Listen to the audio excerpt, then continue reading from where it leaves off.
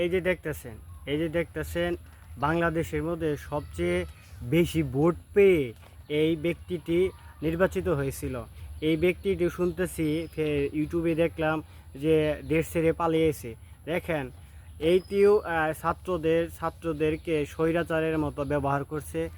2-3 দিন আগেও ছাত্রের উদ্দেশ্যে কি পরিমাণ কথা যে বলছিল, আমার মনে কইছিল যে ওরে জুতা দিয়ে পিঠাই। জানেন, এই ব্যক্তি আসলে আমরা সবাই বুঝছিলাম যে সে ন্যায়ের পথে এবং সব জায়গায় সত্যের পথে কথা বলে।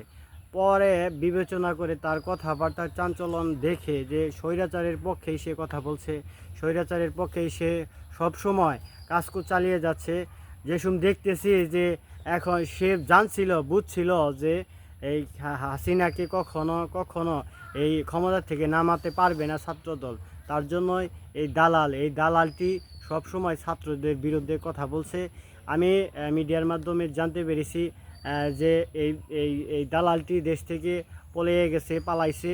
তার জন্য এই সমস্ত ব্যক্তিদেরকে আমরা অবশ্যই বয়কট করব। এই সমস্ত দালালদের বাংলাদেশে কোনো ঠাঁই নাই। তার জন্য যতটুকু সম্ভব এই দালালদের কখনো প্রশ্রয় দেব না, দালালদের কথাবার্তা কখনো বিশ্বাস করব না।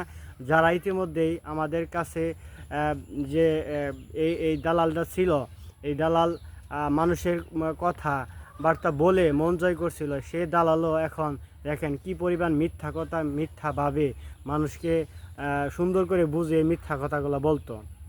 আমরা আসলে জানতাম না। তো যতটুকু সম্ভব চেষ্টা করব এই সমস্ত মানুষদেরকে বয়কট করি।